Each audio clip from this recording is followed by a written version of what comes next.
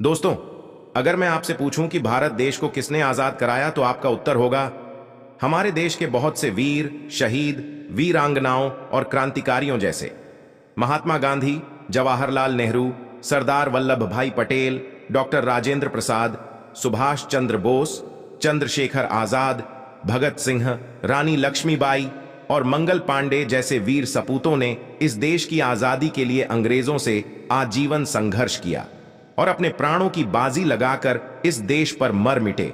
और आज उसी का परिणाम है कि हमारा देश अंग्रेजों से स्वतंत्र हो गया। लेकिन मैं कहता हूं कि अभी आपने जिन नामों के बारे में बताया, उन नाम में से सैकड़ों ऐसे गुमनाम वीर योद्धा हैं जो दलित होने के कारण भारत का एजुकेशन सिस्टम उनके बारे में बताना ही नहीं चाहता। अगर शायद वह वीर योद्धा इस भारत की आजादी के लिए संघर्ष नहीं करते तो शायद भारत आज भी गुलाम होता।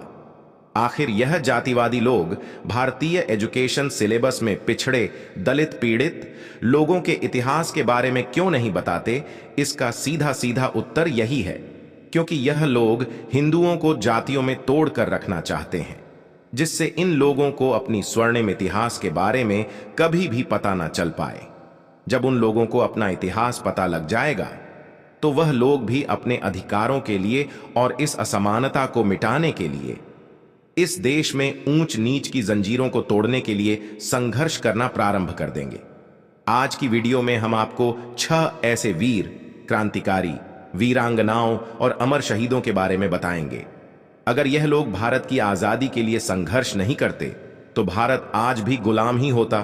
तो चलिए जानते हैं ऐसे कौन से वीर योद्धा हैं जिनके नाम को दबाकर रखना भारत की एकता, समानता और अखंडता के लिए सबसे दुर्भाग्य की बात होगी। तो चलिए वीडियो को स्टार्ट करते हैं। स्वागत है आपका हमारे YouTube चैनल में। पहले नंबर पर आते हैं माता दीन भंगी। निश्चित ही यह नाम आपको नया लग रहा होगा। जब देश के आजादी आंदोलन की बात छिड़ती है तो कमजोर वर्ग उसमें कहीं नहीं दिखते। बात 22 जनवरी 1857 की है। वहां सैनिक के तौर पर मंगल पांडेय भी थे।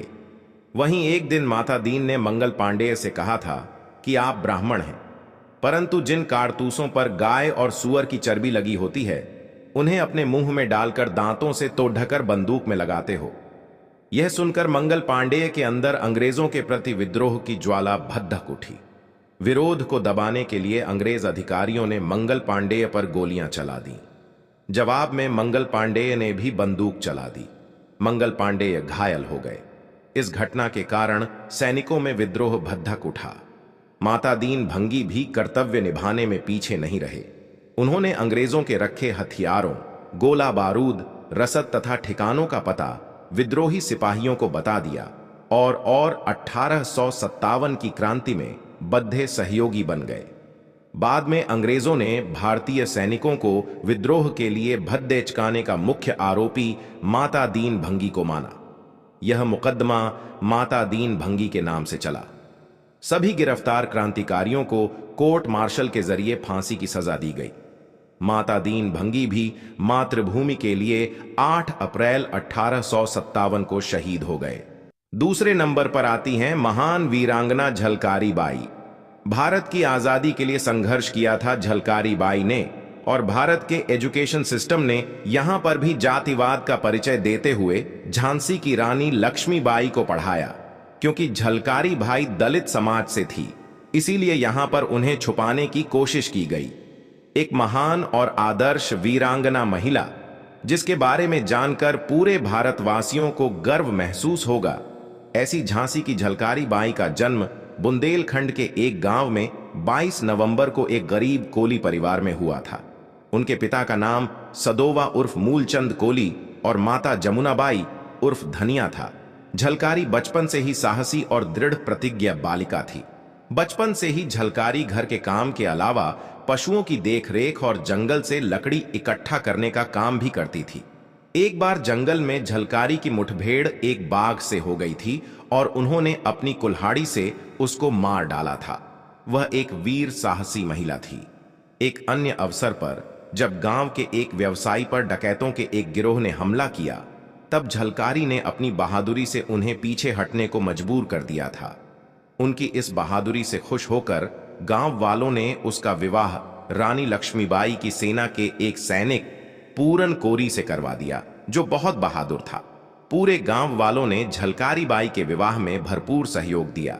विवाह पश्चात वह पूरन के साथ वे झांसी आ गई। झांसी की रानी लक्ष्मीबाई की नियमित सेना में वे महिला शाखा दुर्गा दल की सेनापति थीं। वे लक्ष्मीबाई की हमशक्ल भी थीं। इस कारण शत्रु को धोखा देने के लिए वे रानी के वेश में भी युद्ध करती थीं।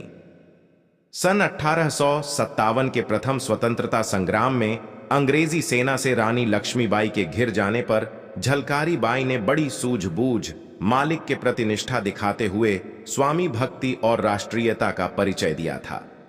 रानी के वेश में युद्ध करते हुए वे अपने अंतिम समय अंग्रेजों के हाथों पकड़ी गईं और रानी को किले से भाग निकलने का अवसर मिल गया।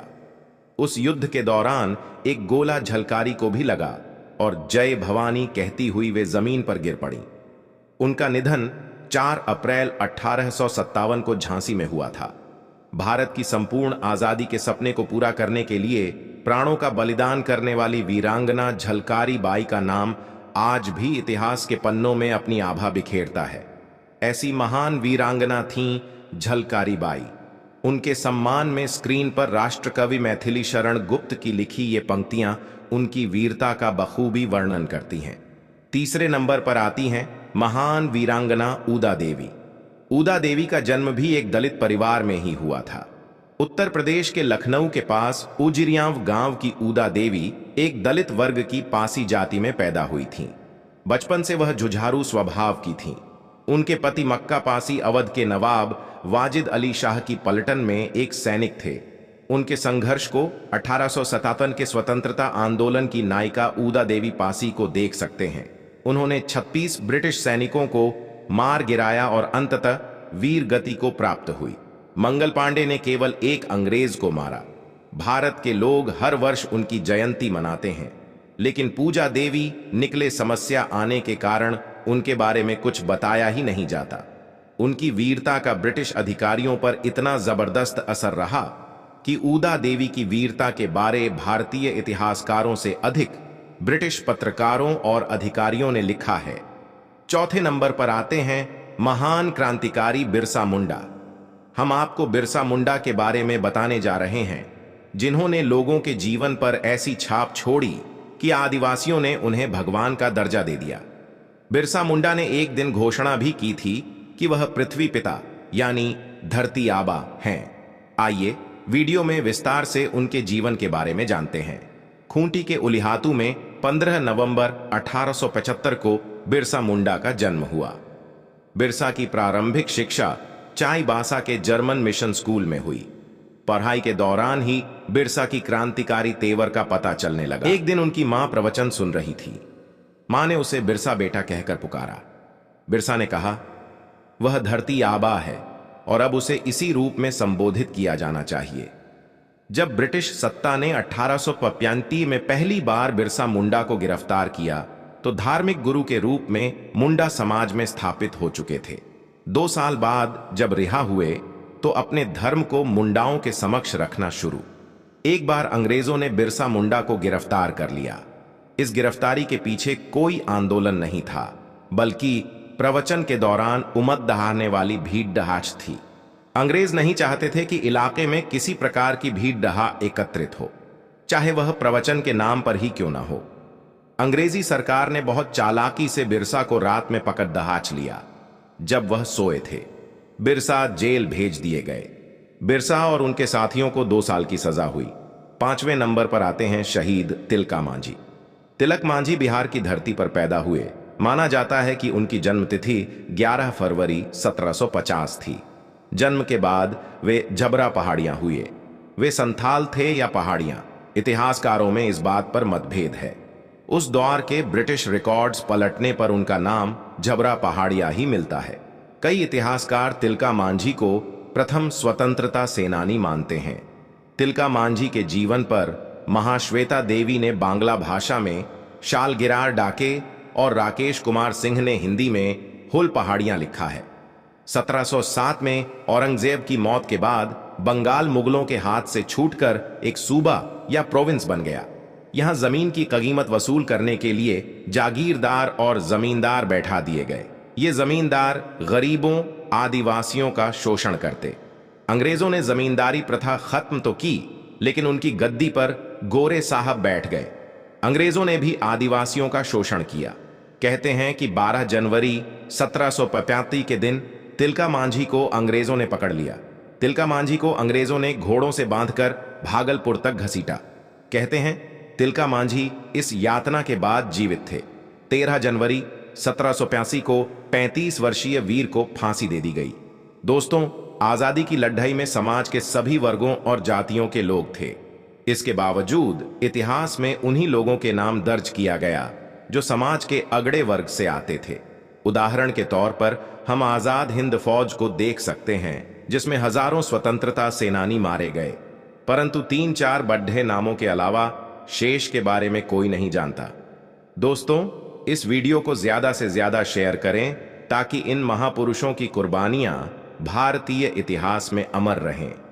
वीडियो देखने के लिए दिल से धन्यवाद।